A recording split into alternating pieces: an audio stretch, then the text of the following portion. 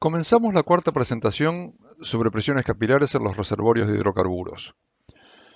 Los objetivos de esta cuarta charla apuntan a comenzar a vincular las mediciones de laboratorio con los escenarios reales, analizar con detalle la distribución de fluidos en sistemas heterogéneos, con especial énfasis en las estructuras multicapas, y todavía seguimos trabajando sin ecuaciones. Las curvas de presión capilar se miden en laboratorio empleando núcleos de subsuelo. Como veremos más adelante, existen varias vías alternativas y complementarias para obtener estas curvas. Rutinariamente, se parte de un núcleo como el que estamos viendo, se inician los estudios con la fase mojante, en nuestro caso agua, saturando al 100% el espacio poral, y se obtiene la relación entre presión capilar y saturación de agua mediante un incremento progresivo de la presión capilar.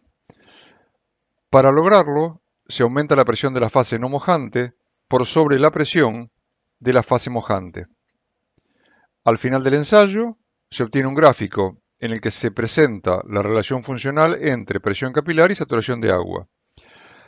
Esta relación es monótona decreciente, dado que la saturación de agua puede disminuir o permanecer constante, pero no puede aumentar frente a un incremento de presión capilar.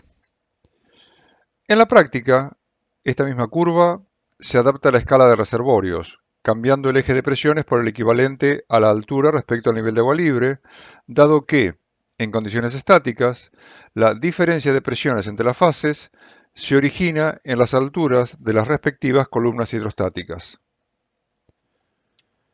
Cuando tenemos una estructura homogénea, en la que el agua y el petróleo han alcanzado el equilibrio hidrostático, la curva de distribución de fluidos se puede hacer corresponder con la curva de presión capilar correspondiente a esa calidad de medio poroso.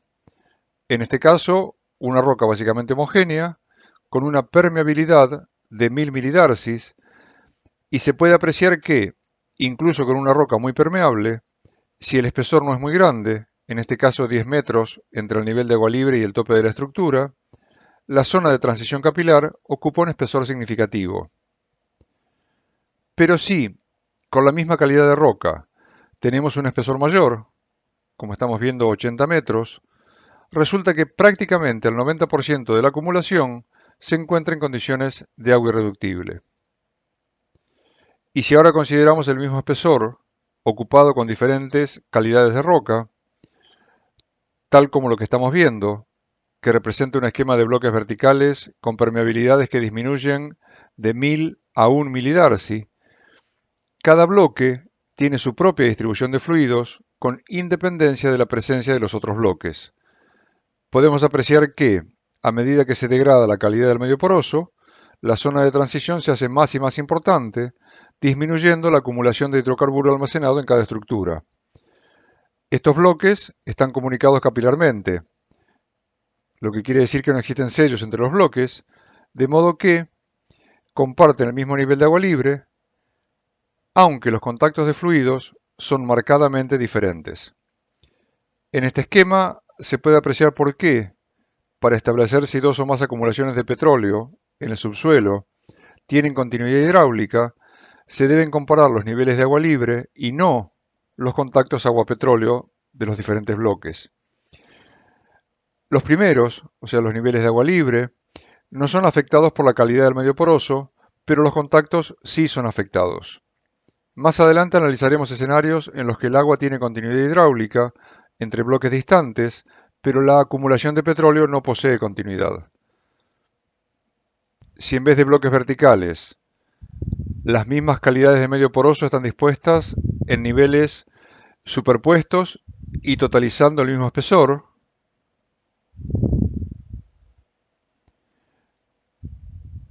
las curvas respectivas de presión capilar se siguen aplicando a cada nivel. Pero cada curva solo es válida en el espesor que le corresponde a la calidad de roca asociada. De esta forma, la distribución de fluidos propia de cada nivel se vincula a un único nivel común de agua libre. Como resultado, en este escenario, resulta evidente que lo que estamos viendo, aunque sigue siendo una curva o perfil de distribución de fluidos, no se corresponde con ninguna curva de presión capilar. Se puede apreciar que la distribución de fluidos, a diferencia de la curva de presión capilar, no es necesariamente monótona en función de la altura. Este tema lo vamos a profundizar en la próxima presentación. Finalmente, las conclusiones principales de esta charla las podemos resumir en los siguientes puntos. Solo en medios homogéneos, la curva de presión capilar describe la distribución de fluidos. Los bloques comunicados capilarmente comparten el nivel de agua libre, pero en general poseen diferentes contactos de fluidos. Y en escenarios multicapas, la distribución de fluidos no puede vincularse con una curva de presión capilar.